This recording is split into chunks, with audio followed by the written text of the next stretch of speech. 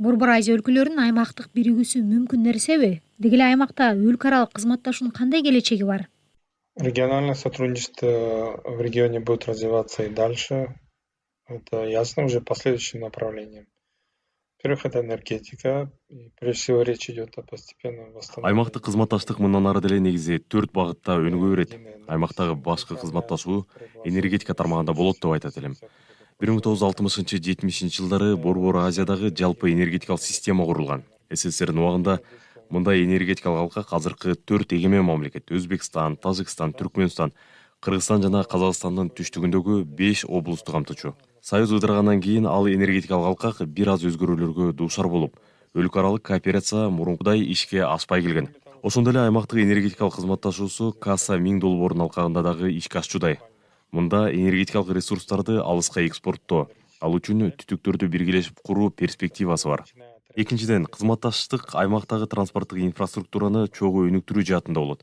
Афганистанды көздөй жана андан ары маршруттук транспорттук инфраструктурага аймактагы бардык эле мамлекеттер кызыктар. Үчүнчүдөн, аймактагы өлкөлөр коопсуздук жаатында кызматташуу муктаждыгы бар. Бул жерде эң башкы маселе аймак ичинде жаңы конфликттердин чыгып кетүү тобокелчилиги жана чек ара аймактарында социалдык экономикалык, чек ара этникалык жаңжалдар чыгып кетүү коркунучу бар. Конфликтов внутри региона и по его границам. Социально-экономических, трансграничных, этнических и так далее. Борбор Азия өлкөлөрүнүн интеграциясына кандай тоскоолдуктарды көрүп жатасыз? Относительно проблем и препятствий, то можно сказать, что основным Аймактык интеграцияга тоскоол болчу негизги фактор деп мен аймактагы мамлекеттердин экономикалык өнүгүүсүндөгү ажырымдарды атаар элем.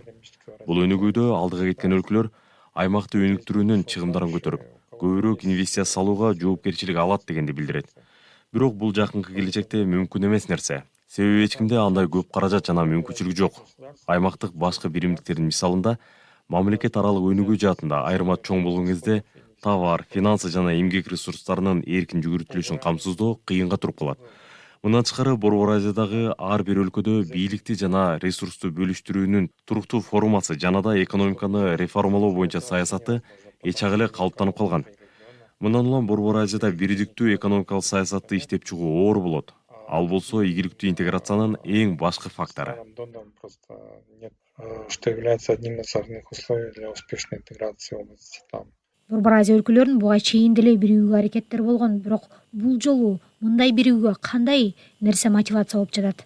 Да, мы пытались создавать уже не раз объединение, двигаться в этом направлении. Аймактагы бардык эле өлкөлөр социалдык экономикалык жана геосаясий чакырыктарга туш болуп жатат жана бул биригүүгө башкы мотивация болот деп ойлойм. Пандемия жана андан келип чыккан кризис, Афганистандагы окуялар, Украинадагы согуш.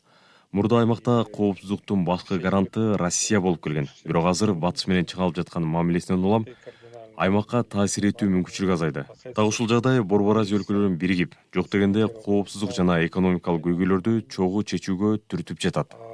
Совместного быстрого реагирования на какие-то вызовы в области безопасности — это вполне возможно.